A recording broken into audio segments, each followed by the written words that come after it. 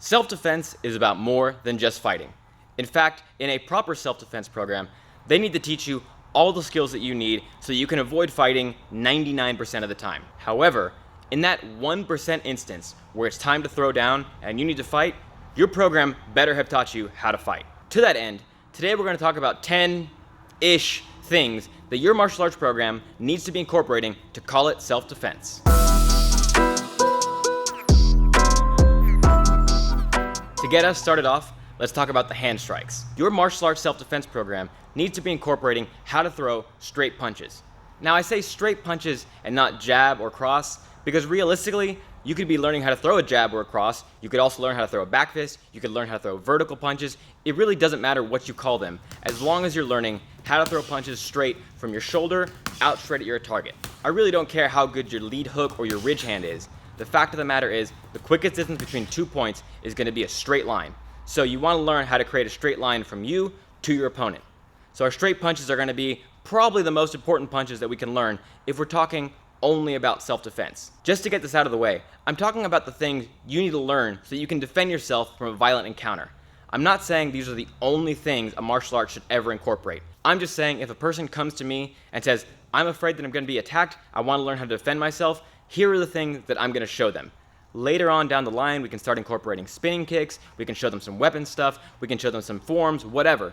But if we're talking purely self-defense, these are the things I believe we should be practicing. And by the way, every single attack that we're going to be talking about today, you need to assume that you also have to learn how to counter it and how to defend against it. So the number 10, and about 10 things you need to learn, is actually probably closer to 20, is actually probably closer to 30. As much as I just stressed the importance of being able to throw straight punches down the line, our second punch that you need to know is the lead hook. The lead hook can generate a lot of power. You're rotating through the hips, through the feet, through the shoulder to deliver one sharp punch into the side of the temple, into the cheek, into the ribs, wherever. Now I say lead hook and not rear hook because it's just a closer punch to your opponent and I think it's easier to learn. And also, the hook closely mirrors the wild haymaker punch that you're going to get from most untrained people. And so if we're going to be talking about training to defend ourselves, we need to learn how to defend ourselves against the most likely attack that we're going to see in the street. And I don't really want to be practicing just wild haymakers because I want to be refining my skills every time I practice.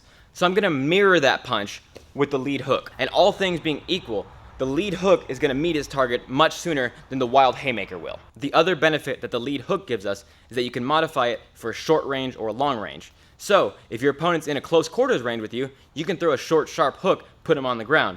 Or if he's a little bit farther away in a kickboxing range, you can just throw a wider looping hook and get the same effect. We've been talking so far about hitting your opponent with your fist, which is great. But honestly, you can mess someone up pretty bad with an elbow. You catch them across the bridge of the nose, or under the jaw, on the skull, or even in the ribs, you're going to take them out. Not to mention, once you get to a certain range, throwing your jabs, crosses, and your hooks just doesn't become viable anymore. You just can't generate the hip rotation and extension that you need to throw proper strikes. However, you can throw an elbow right up close and still get just about the same delivery as you would get from a power cross. So I think if we're going to incorporate our lead straight and our rear straight, we also need to incorporate a lead elbow and a rear elbow. Punch number 6 is the hammer fist. The hammer fist, I think, is probably your best option for self-defense. Not necessarily the first one, but it's definitely the easiest one to teach a person. You just swing your arm and hit with the side of your hand. And B, there's not as much risk of hurting yourself as there is with the other punches. Again, I'm not saying you shouldn't practice those other punches, but if you have to do one and you're saying, oh, I'm afraid I'm going to hurt my knuckles, you probably just want to use the hammer fist. There's a bunch of different ways you can throw the hammer fist. You can throw it straight down, you can hinge it out, you can throw it inverted, whatever angle you want, you can make the hammer fist work. And it has 2 extra benefits. Benefit number 1, you can load it up. I put a weapon in my hand, the mechanics stay the exact same as the hammer fist as I do with the weapon, which is not present with my straight punches. If I throw a jab at you and I have a weapon in my hand, the weapon is actually out to the side, not in front of you like it would be with the hammer fist. Benefit number 2, at a closer range, I can modify the hammer fist into a forearm strike. So, the hammer fist is a little bit weird, but I do think it's an excellent tool for self-defense. Number 7, I actually kind of went back and forth on. It's the shovel hooks to the body. Now, there's kind of a stigma in self-defense training that for whatever reason says body shots just won't work in a violent altercation, street self-defense scenario. And I don't know where that came from. I can tell you, I've done it, I've seen it, and it's been done to me. A quick shot to the liver or spleen will stop the fight. people will cease their behavior because that pain is ridiculous. So I don't know where the stigma of body shots not working in a street fight came from. Maybe the people who said it just aren't good at boxing. But I can tell you from personal experience that a quick shot to the body will end a fight. And we're going with hooks to the body rather than straight punches down the body, just because I figure our straight punches from earlier can go to any height, really. If you can punch someone in the face, you can also just modify it to punch to the body. But the mechanics of the shovel hook are not the same as they are for the regular lead and rear hook. They're not quite a hook, and they're not quite an uppercut. And you're specifically targeting either the liver or the spleen. Yes, if you hit someone in the gut hard enough, they will go down, but that's true of any punch. You can hit someone in the ear pretty hard and they go down. I'm talking specifically about the high reward you get from hitting someone in the liver or the spleen. And I really can't stress how bad it hurts getting hit in the liver. With number 8, we finally come to talking about kicks. In this case, we're going to be talking about straight kicks. So we have our front kick, which is more of a hinge motion. We have our push kick, which is obviously a pushing motion. We have our lead leg snap kick, which the Karate Kid made famous. You have any number of kicks that fire straight down the center line at your opponent. Again, these are going to be the fastest, most bang for your buck kicks that you can throw. The beauty of a straight kick is that you really don't need to be a master of targeting. Kick someone in the knees, they're going down. Kick them in the quad, they're going down. Kick them in the stomach, kick them in the head, kick them in the groin. All of that can be pretty devastating. But please, don't be throwing straight leg soccer kicks. Those are the worst to look at. Straight leg kicks, hinge at the leg, push out the hip, bring it back to your starting position. So number 8, straight leg kicks. Number 9 is going to be the low roundhouse kick, whether we're talking to the quad or to the calf. If you watched my earlier videos, you know that I'm a big proponent of kicking someone in the leg. It's really hard to see. If you throw a kick to the body anywhere above belt line, your opponent's probably going to see that coming. They're going to find a way to move or to mitigate the danger of them being kicked. However, a kick to the leg is very hard to see, and by the time they recognize they're in danger, you've probably already kicked them. And I'm not talking about stomping someone on the knee. I'm talking about throwing a roundhouse kick with your shin or ball of the foot into the quad. Just like we said in the judo video last week, if you destroy the function of the body, it will cease to work. So in this case, my goal is to throw a roundhouse kick into the leg so hard and so well placed that the opponent no longer has the option to chase after me or to post on that leg. So I think the low kick, targeting the outside, the inside, the quad, or the calf, is second only to the straight kicks in best things you can do in self-defense. While we're talking about it, we're just going to add the regular roundhouse kick to the body. It's not as high reward as the leg kick, but you learn how to throw it with proper mechanics, how to withdraw it quickly so your opponent doesn't grab it. That is a fight-ending kick. Just land it in the ribs or in the gut or in the head if you have the mobility, and boom, fight's over. So it's number 10, below the straight leg kicks, below the low kicks. But the roundhouse kick, I think, again, is one of the essential kicks. Now this breaks my heart because I really wanted to put the side kick somewhere on this list. But if we're talking purely about the most essential, most important things your self-defense program needs to include, I don't think the side kick is going to be on that list. However, we are going to have a number 11. Number 11 is going to be the lead and the rear knees, much for the same reason as the elbows. They're devastating strikes that you can throw at a close range. Whether you're talking about kneeing someone in the stomach, kneeing them in the ribs, kneeing them in the head, throwing knees is one of the most devastating strikes you can throw. And if we added elbows to this list, we got to put knees on there.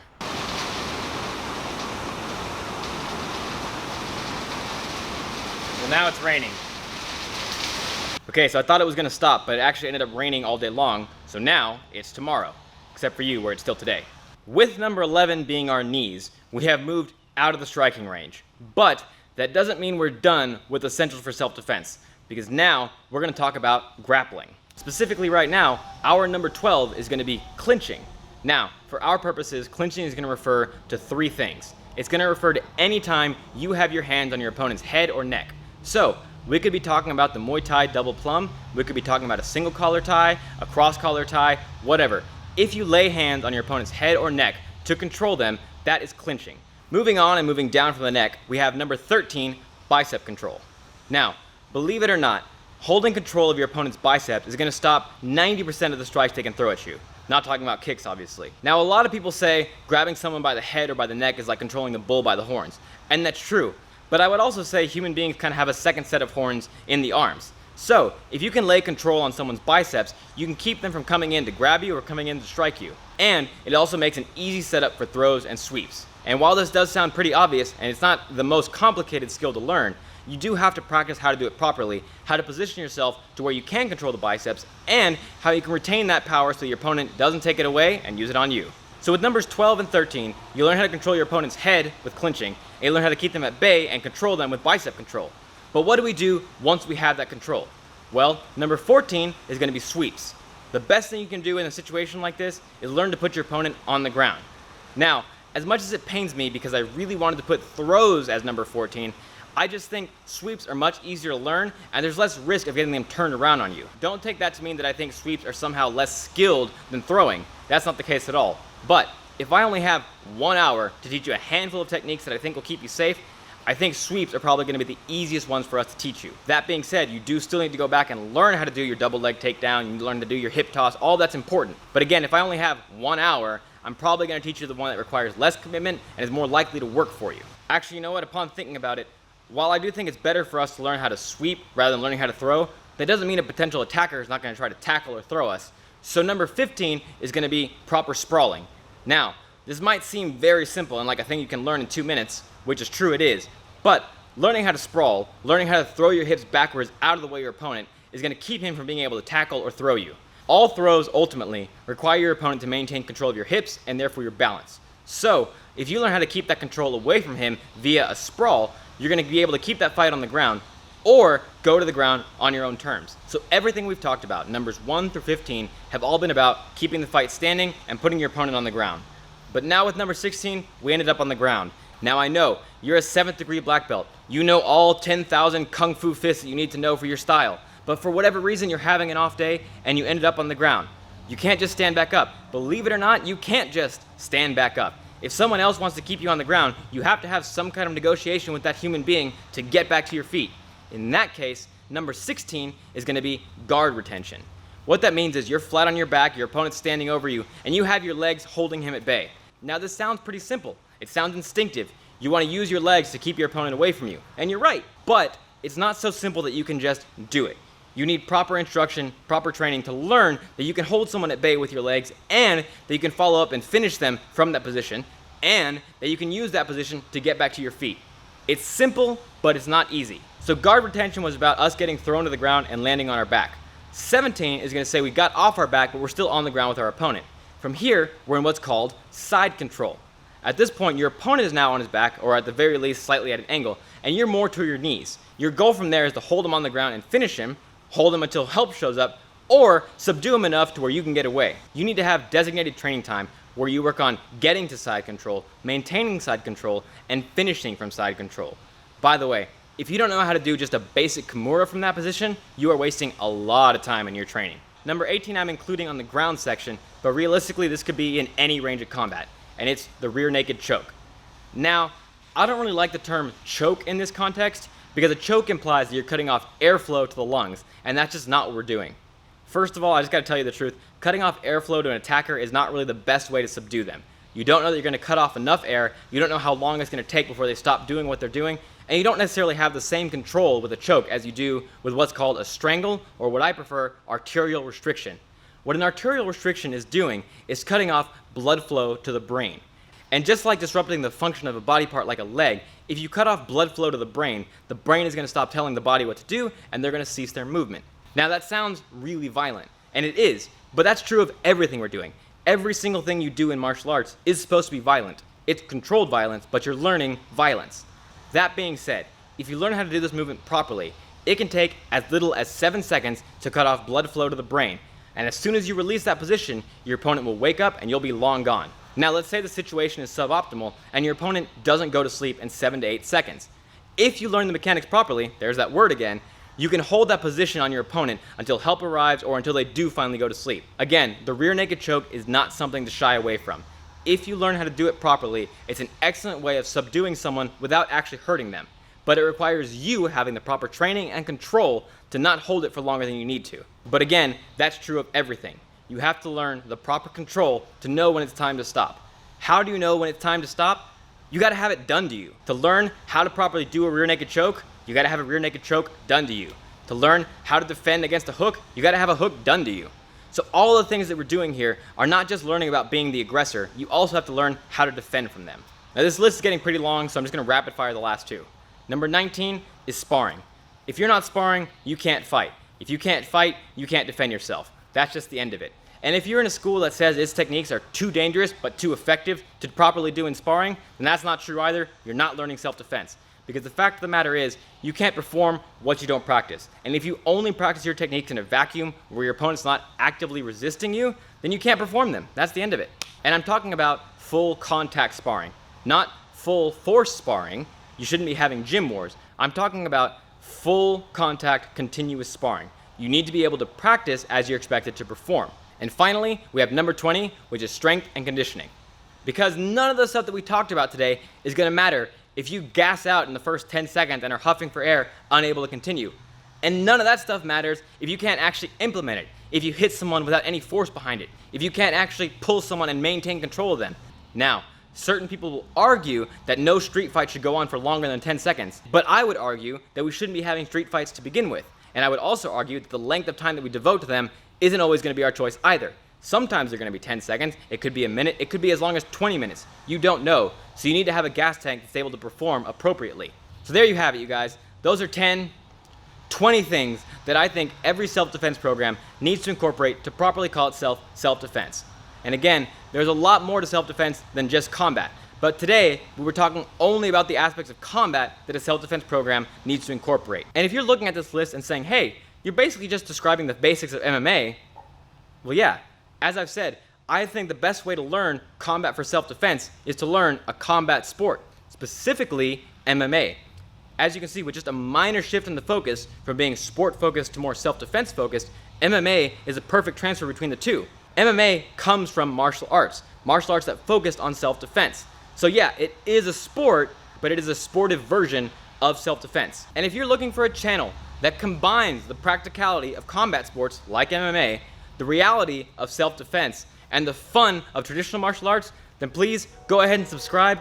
Your support would really help me out.